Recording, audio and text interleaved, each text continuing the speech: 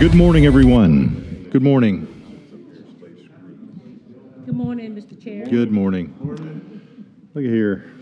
We're doing pretty good. All right, let me call to order the Lubbock Metropolitan Planning Organization. This is the Transportation Policy Committee. It is Tuesday. It is October 18th in the year of our Lord 2022. It is 8:33 now in the a.m., and a quorum is present. Before we get into the regular body of our agenda, I want to introduce a new member of the Transportation Policy Committee. Commissioner Terrence Kovar joins us. He was appointed by the Commissioners Court for this upcoming term, so we want to welcome him, and he's going to be a great partner with us here on the TPC. So, Mr. Chair. Mr. Chair. Yes. I see you have him under your wing, so I appreciate that. You got him mighty close to you. Yes, so you can sir. guide him appropriately. Yes, ma'am. Right. No, Commissioner Kovar is, well, he comes not just as a commissioner, but he's got great city experience. He was city trained, so. No, he comes. He's a very able and capable member of the Commissioners Court, and we are very blessed to have him working with us here on the TPC. Thank you, Judge. Yes, you're welcome. All right. At this time, we can talk about safety procedures. They are printed in the agenda, but if anybody has any questions, just as always, we follow Jared. You know where the exits are and stuff? Okay, all right. We're right behind you all the way. At this time, I'll ask for public comments, if there's any. You need it all, Tammy? Okay. I will close the public comments and move to agenda item number 5, which is to approve the September 20th, 2022 meeting of the TPC, and ask for a vote, or ask for a motion. Move to approve. Second.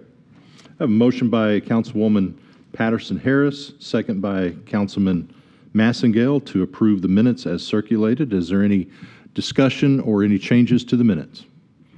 Hearing none, call for the question. All in favor? Aye. Any opposed? Motion carries. Item 6, to discuss and take appropriate action regarding the Resolution 2022-14.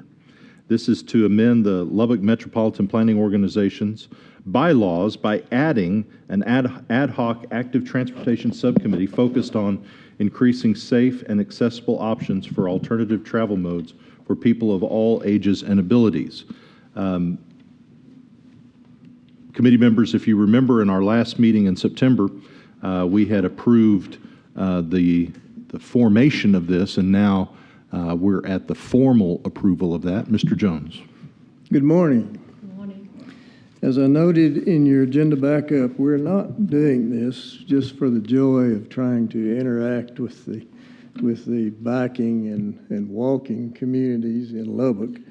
We are, as a matter of fact, engaged pursuant to law to satisfy a requirement that is in the law to spend 2.5% of our 5303 and PL 112 planning operations funds on active transportation, and that's actually the buzzword in the law, active transportation, which means biking, walking, and rolling.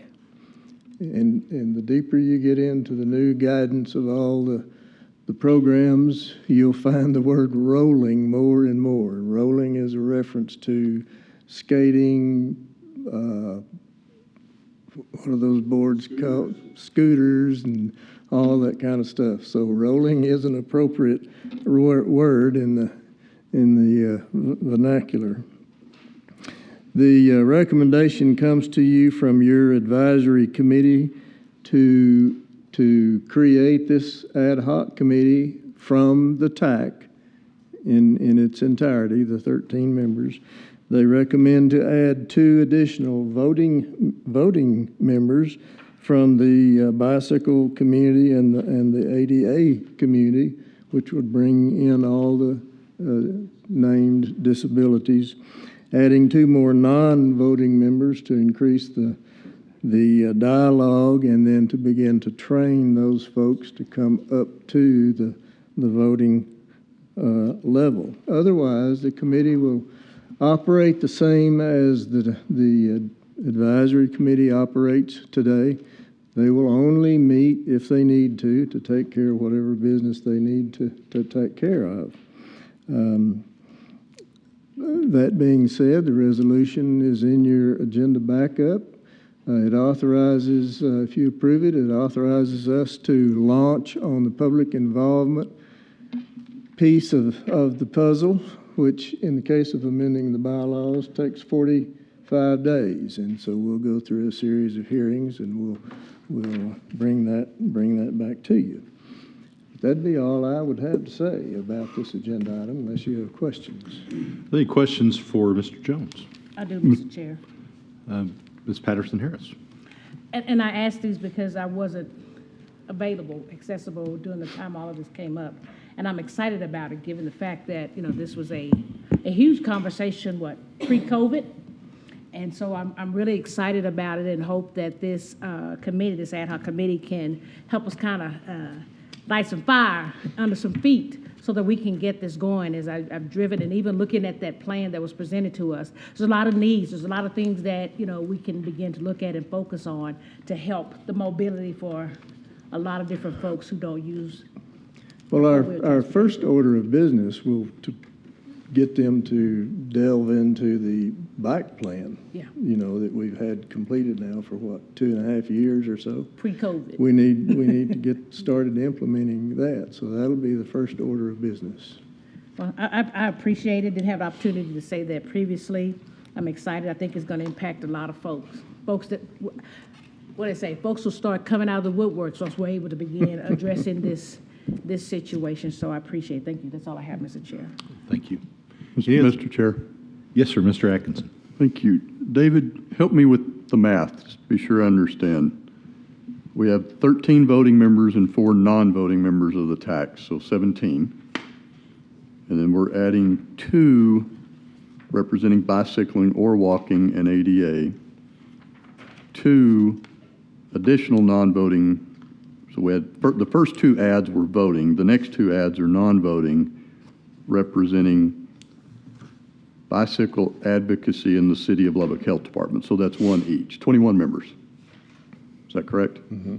Okay. Your math is correct. I've been practicing Okay, all good. night, Judge. I just wanted to be sure. That's a big committee for one that we don't know if or when it's going to meet. Yes, I agree. But again, we're checking off the box. As we come up with agenda items for that committee to deliberate, we'll need those extra folks, I believe, because it'll be a very deep discussion. Okay. Thank you. Mr. Chair, I have another question. Yes. Mr. Yes, ma'am. Atkinson kind of jogged my memory. How will it be, and I've not had the opportunity to completely delve into it, how will we get these individuals appointed to or to the actual committee? Because we're asking for different groups. You said we wanted from the bicycling, the whole list that you gave. How will we go about soliciting, if you will, these individuals to be a part of this organization, or will that come from this body? And are there specific requirements? I've not had a chance to look at all of it. Our plan right now is basically to solicit the overall efforts of our regional coordination committee. Okay. We have backgrounds across that whole spectrum that sit on that committee, and they've already indicated to us that they would be willing to participate in this endeavor. So we intend to just reach over and pluck out of that group. Okay, because I'm like Mr. Atkinson, man, that's a whole lot of folk to get in one room at the same time, so, yeah. All right, thank you. And I think it's anticipated, Ms. Patterson-Harris, that this group, this ad hoc committee would meet in conjunction with the TAC meeting itself. Mm-hmm. So they're not talking about having separate hearings and meetings. It's all with it because it's an ad hoc committee. It's within the body of the TAC itself. Yeah, I was just we have to be careful. We don't want those folks in the tech to influence some folks who have some good habits already, so. Well, hopefully it'll be the other way around. Hopefully it'll be the other way Supposed to around. be the other way around. Okay, I'm just talking about what I'm talking about. Yes, ma'am. I'm just saying that I'm anxious, Yes, and ma'am. I want us to make sure that when we do it, we get it done right, and we start really making some things Yes, happen. ma'am. Thank you. Yes, ma'am. Any other questions, Mr. Jones? If not, the chair will entertain a motion. Move to approve. Second. I have a motion by Mr. Atkinson. I have a second by Mr. Mandrell. That motion was by Mr. Warren. Oh, Mr. Warren. I'm so sorry, Mr. Warren. I woke up just in time. Okay, good. All right, you woke up just in time. Let me change that to an SW. Hold on. Now you made, I did it in ink. This is my last meeting as chair, isn't it? That's a good thing. The last person I want to be confused with is Confused Mr. with, Atkinson. yeah. Sorry. All right, I have a motion by Mr. Warren, I have a second by Mr. Mandrell to approve Resolution 2022-14, amending the MPO bylaws by adding the Ad hoc Active Transportation Subcommittee. Is there any further discussion? Hearing none, call for the question. All in favor? Aye. All opposed? Motion carries. Thank you. Item 7 on our agenda is to elect a chair and a vice chair for the upcoming 2 years. These new officers will serve until October of 2024. As we have done by tradition, that the election of the chair is rotated between the city and the county. As county judge, I've served for the last 2 years. And so I want to, first of all, thank Mr. Jones, Tammy, thank you, Mr. Wade, thank you for the last 2 years. Always been available, always been professional, made this particular job as chair very easy. And it's been an honor to not only serve this committee, but to serve the people of this area as we deal with transportation. And I want to thank committee members as well for the opportunity to serve, and thank you very much. And so with that, I will formally then accept nominations for the election of Chair of the Transportation Policy Committee.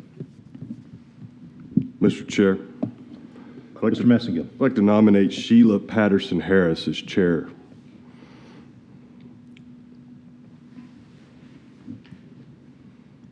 Do I have a second? Second.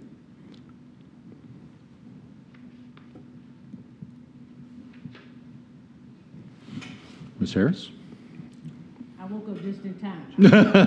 Just taking my cue.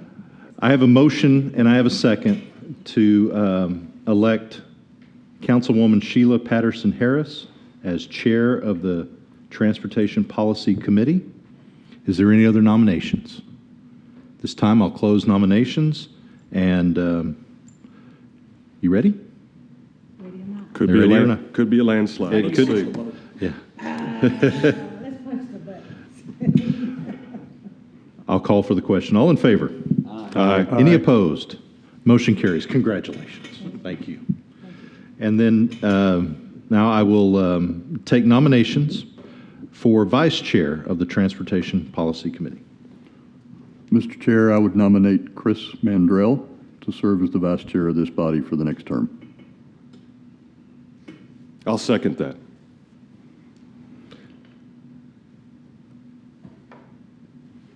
I have a motion by Jared Atkinson. I have a second by Steve Massengale to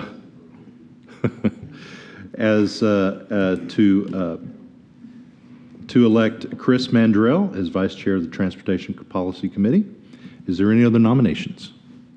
Close nominations and call for a vote. All in favor? Aye. Any opposed?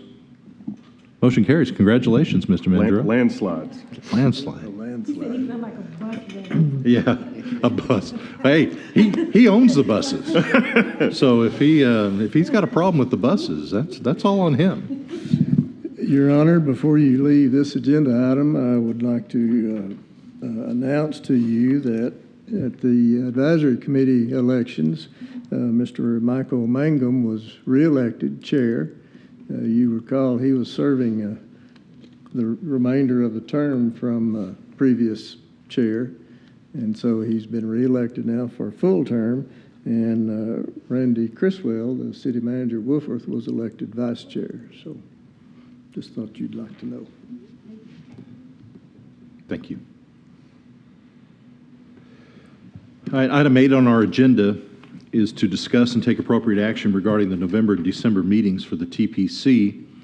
In the past, as presented in your backup material, both the TAC and the TPC have opted to cancel our November and December meetings. We want to make sure that sits with approval of this committee before we make that decision to postpone or to cancel the December and November meetings. Mr. Jones. That's basically the issue. In years past, this body has usually canceled their December meeting. The TAC will do the same thing, so it's whatever you want to do. We don't have anything pending on the horizon that we know we need to do, but of course, if something comes up, you're just a phone call away. That's right.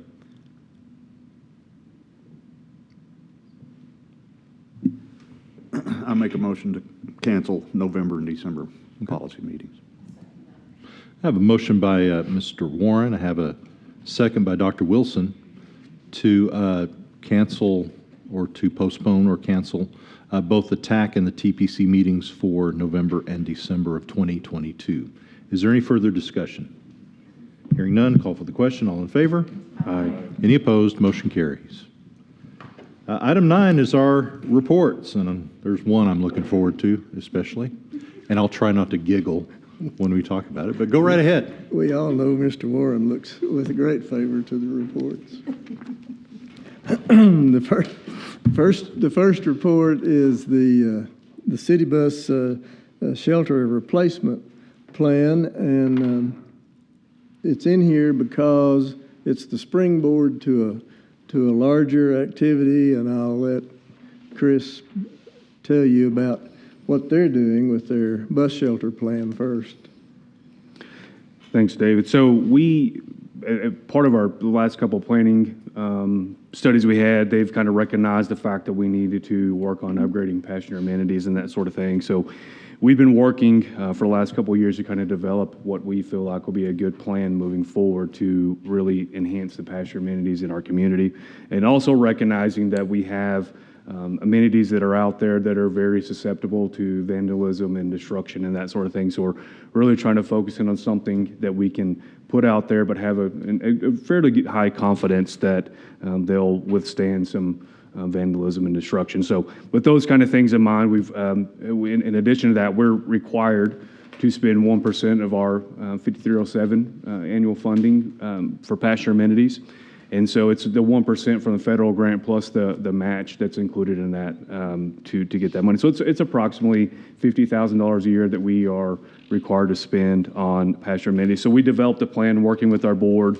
It's about a 10-year plan. The initial, it's going to be about, I think the first year we'll have a larger purchase, but then about 4 shelters per year for the rest of the time, and eventually replacing about 30 of the shelters that have the plexiglass panels on there, which are super susceptible to vandalism, destruction.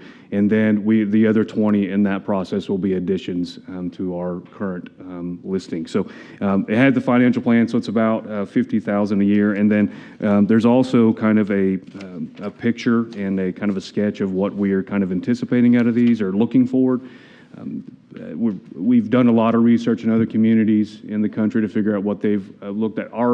We've traditionally, those plexiglass have always been 4-sided. We've done a lot of research, looked at the hot communities, looked at the really cold communities, and kind of everybody has gone to a 3-sided panel and with an overhang on the top. So that's what these are, going more to a aluminum or steel structure that has kind of the mesh backing rather than the the plexiglass or glass paneling. And these shelters that we're looking for will also help us on the ad revenue side, because it'll have places on these that are specific for ad revenue or for advertising. Right now, we utilize vinyl, and we'll put that on the panels. But then when that's destroyed or kicked out, we not only have to replace the panel, but we also have to replace the vinyl that's on there for the advertising. So this will be a lot more geared towards the advertising. We're also putting in there the ability to have solar LED lighting is kind of another thing that we have on here. And then in addition to those two things, we've also included two items that are going to be, I guess, additional items, if we so chose, would be bike racks and then potentially trash receptacles at all these sites. So that's kind of what we're looking at doing, and I think this kind of springboarded and kind of lined up with what I guess the larger group was working for in the TxDOT Transportation Alternatives Project. So I'll let David take that Yeah, from there. I had been talking to Chris before of his interest in trying to use or get into the TA program. And so when the state announced that we have indicated to you previously, this big program that they have, because they got so much extra money, it was just a perfect fit. So we collaborated. We brought in the city of Lubbock. We're talking with the engineering folks. We brought in Texas Tech, talking with those facilities folks. And so there is agreement among that group now to take City Bus's efforts, Texas Tech's efforts, and the city of Lubbock's efforts to make an application for the state's call for transportation alternative set-aside funding out of that huge pot they've got.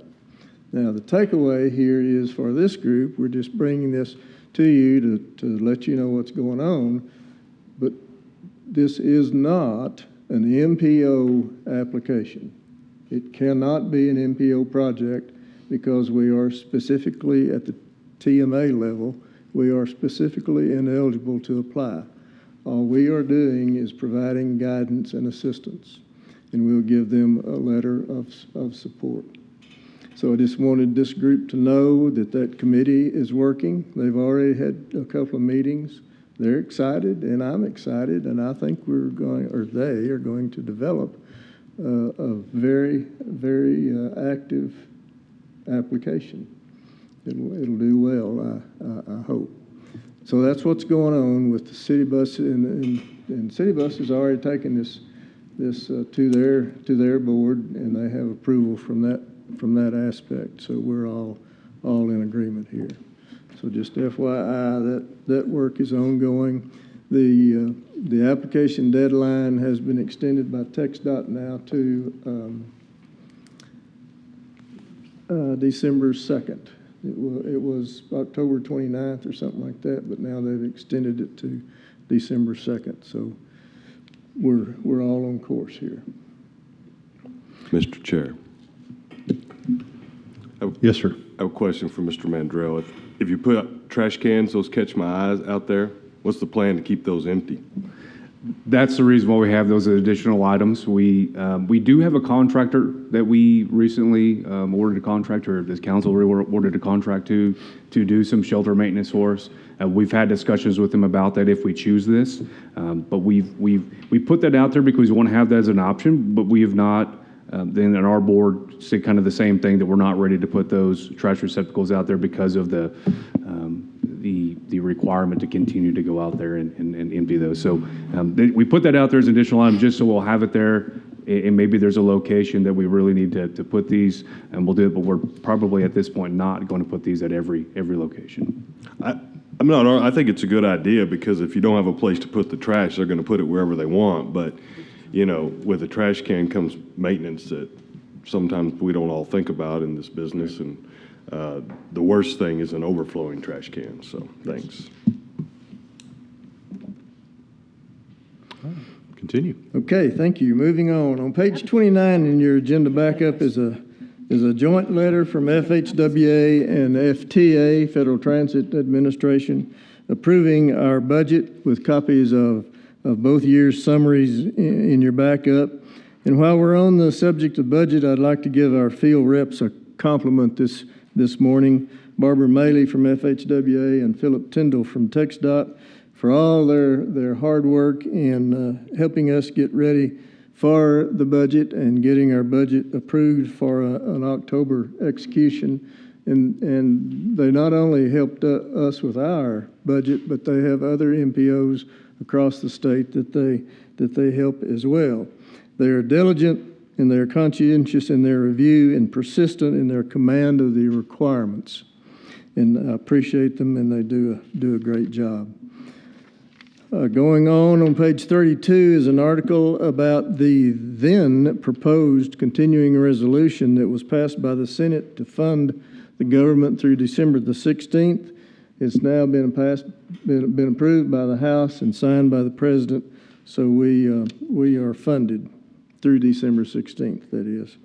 On page 35 through 38 is a call by TxDOT for public input to the 23-26 STIP, which you've had the opportunity to visit about.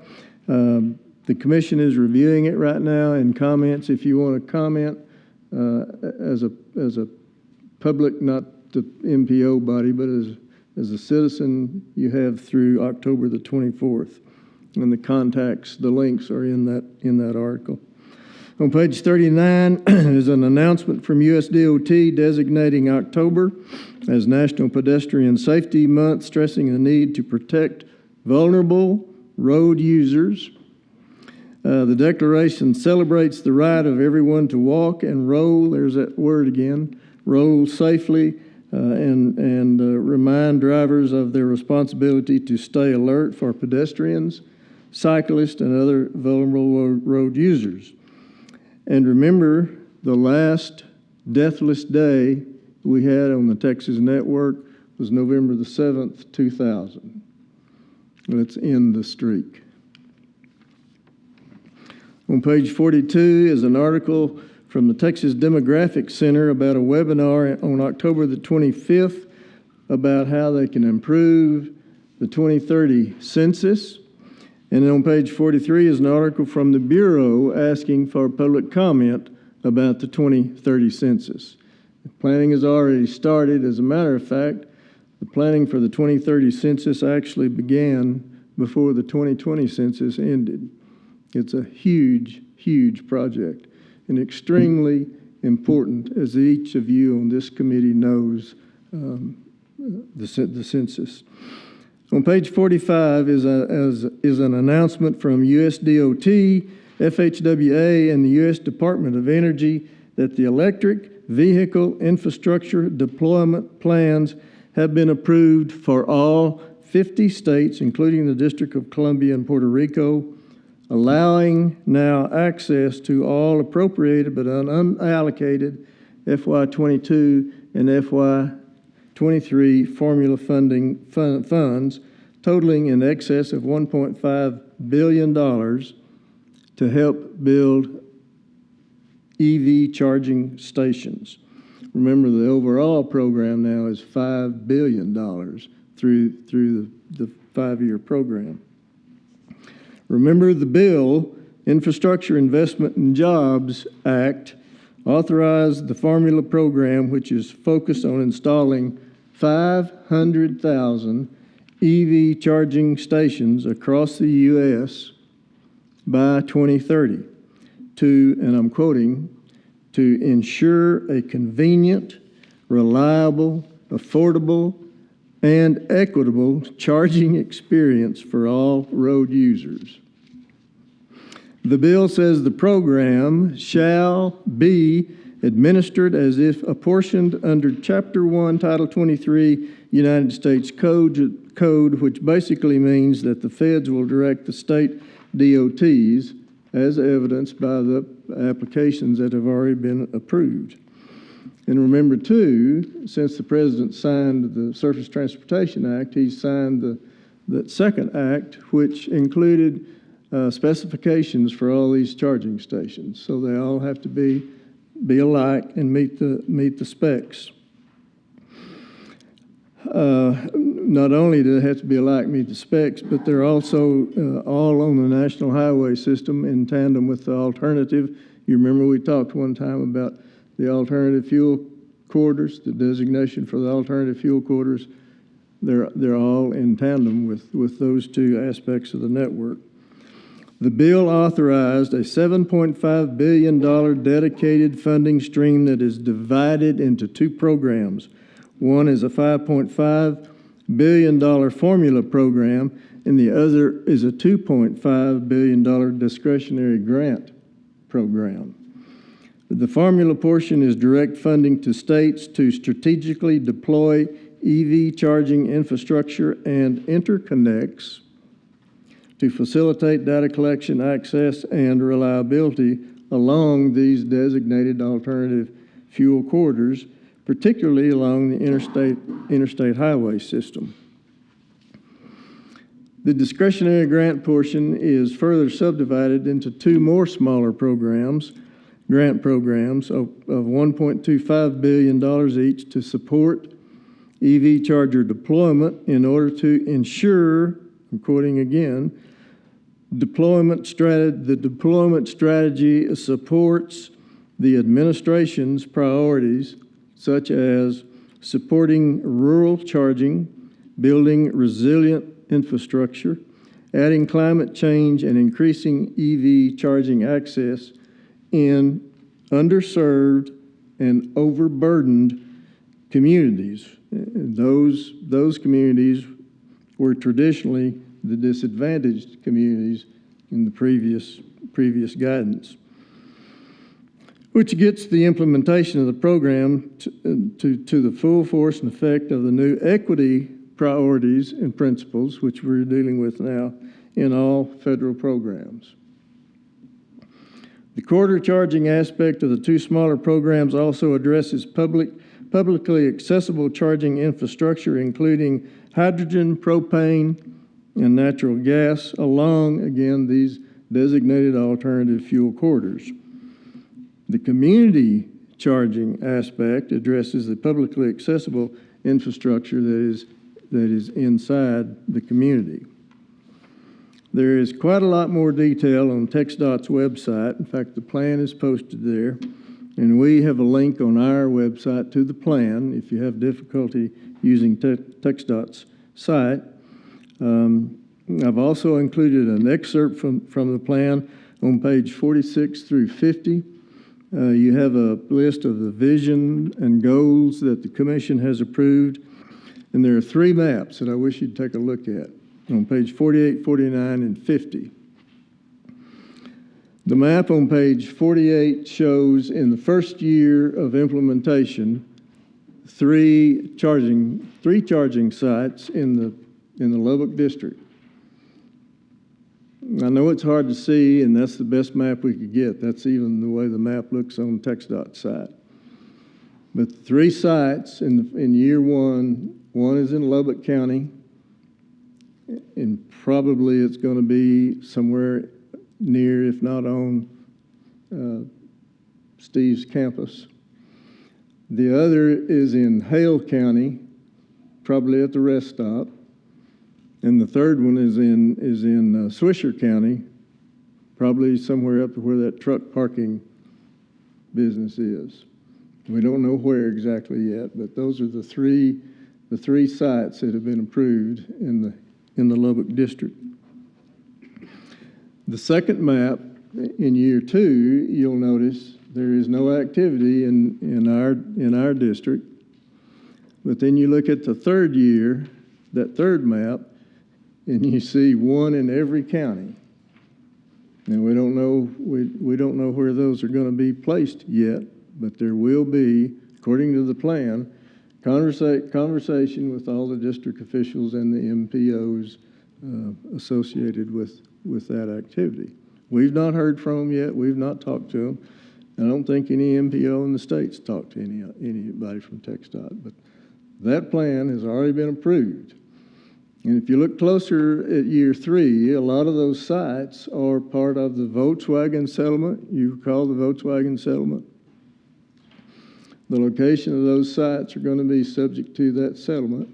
And again, I don't know where those are, but they're going to be there.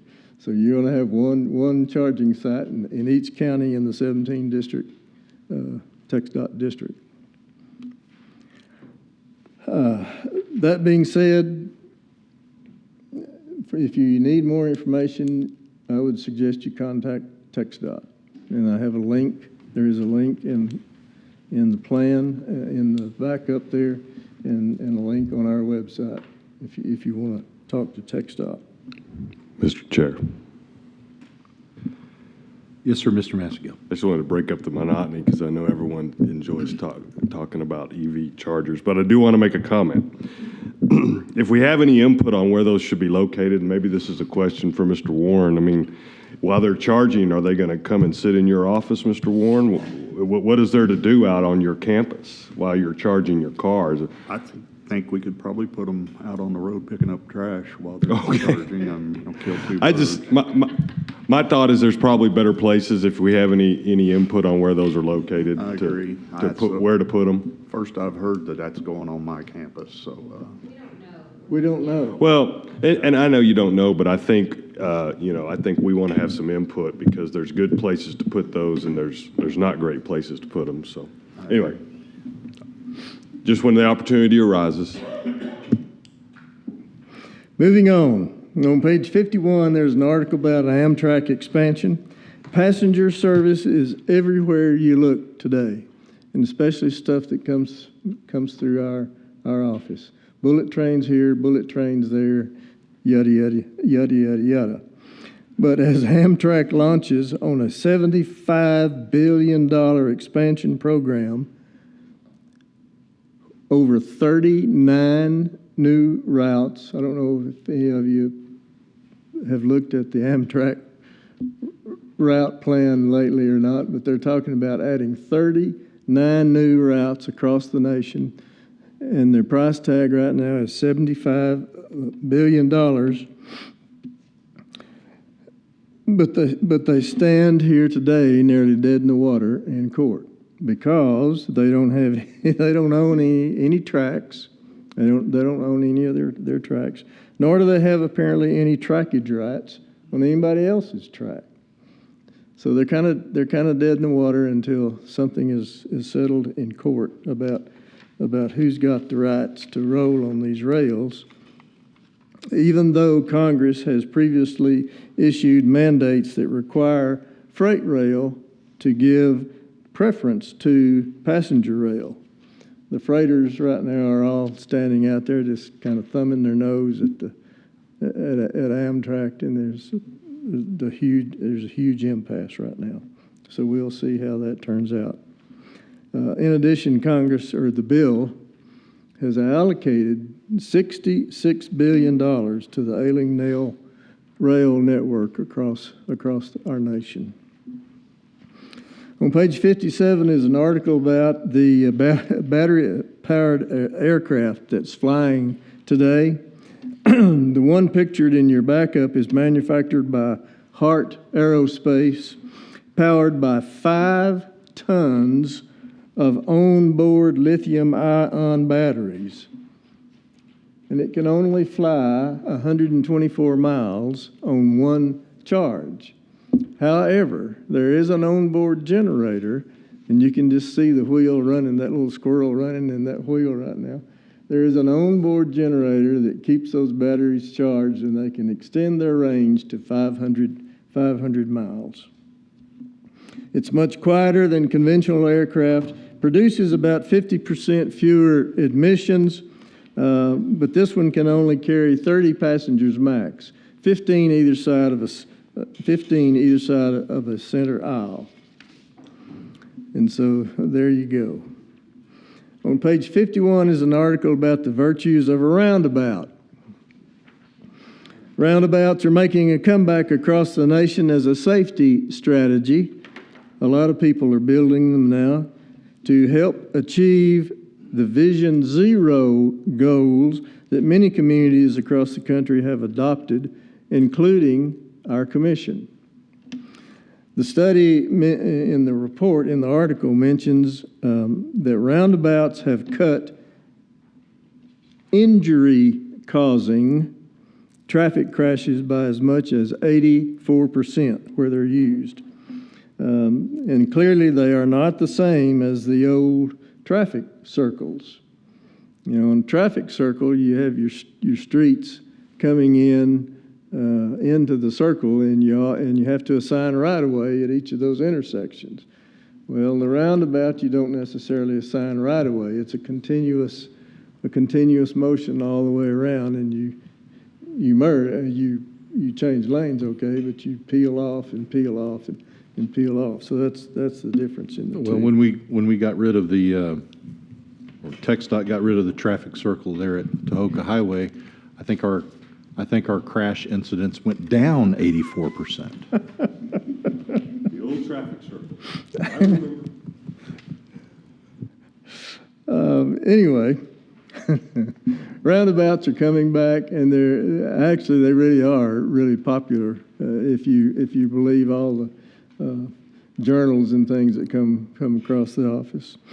Then on page 63, the commission recently approved an added piece of network to Austin's I-35 Capital Express Central project. You remember a couple of years ago, they threw $3-point-something billion at improvements along I-35 between, 7th Street and 51st or so in there.